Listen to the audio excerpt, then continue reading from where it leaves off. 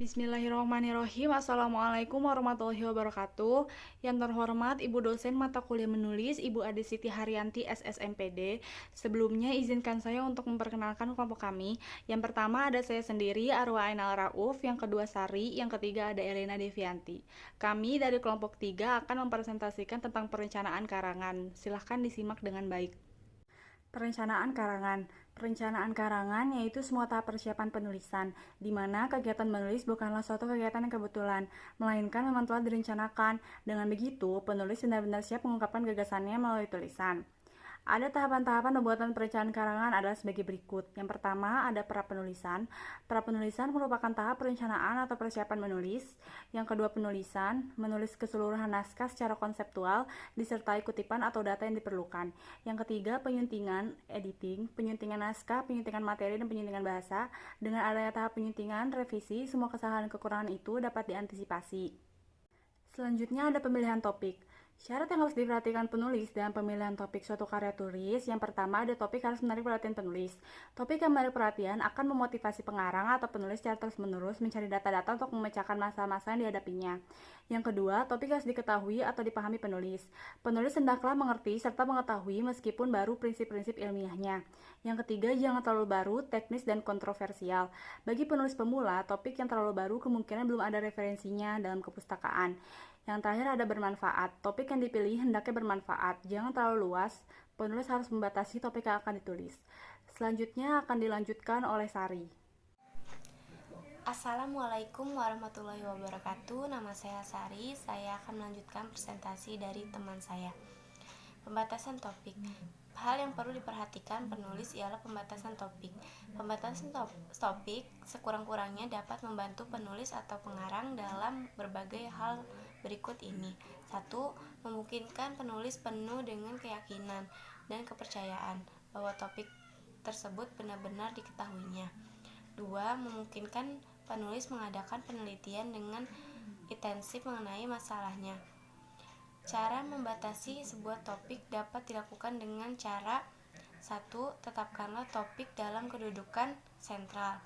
2. Ajukan pertanyaan apakah topik tersebut masih dapat dirinci. 3. Tetapkanlah yang mana subtopik yang akan dipilih. 4. Ajukanlah pertanyaan apakah subtopik yang dipilih masih dapat dirinci lebih lanjut. 5. Lakukanlah proses di atas secara terus-menerus sehingga mendapatkan sebuah tema. Jika telah mendapatkan topik yang sesuai dalam sebuah karya tulis, memilih judul juga perlu diperhatikan.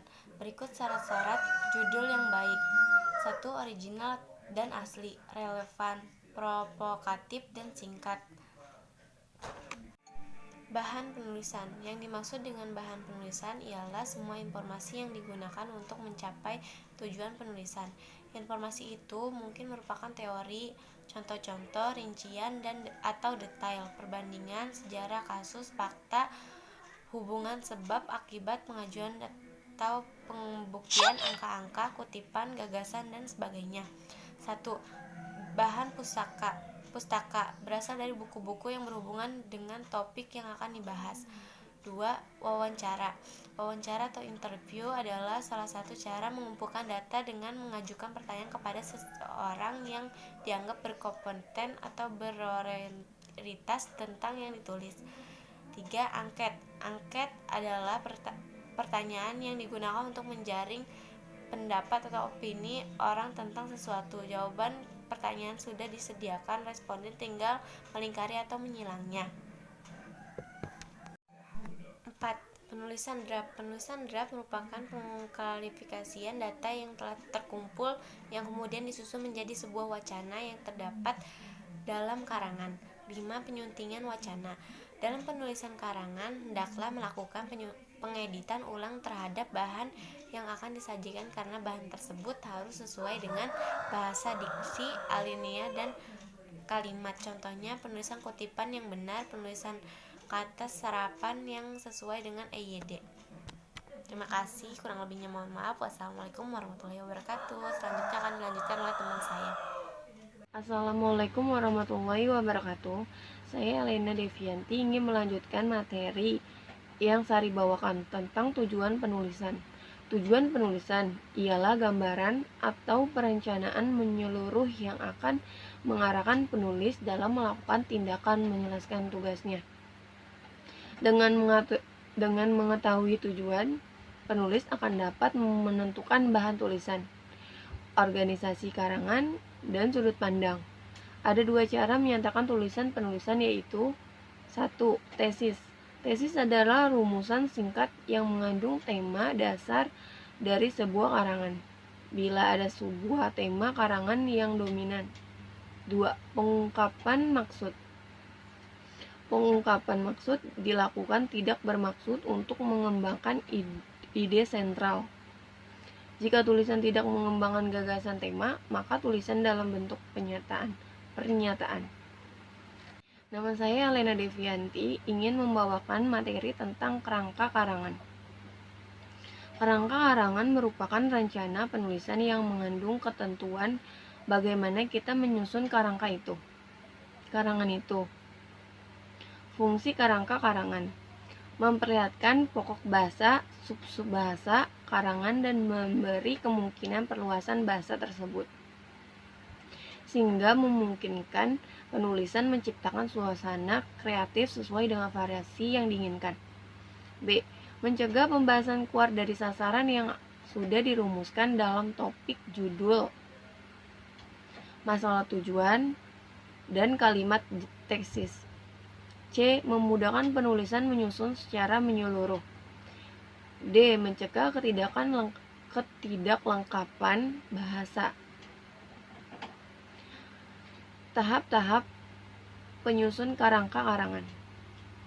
Tahap pertama, merumuskan topik yang jelas dan didasarkan pada suatu topik dan tujuan yang diinginkan dicapai melalui topik tadi. Topik yang dirumuskan untuk kepentingan suatu kerangka karangan hendaknya berbentuk pengungkapan maksud, tujuan, dan tesis.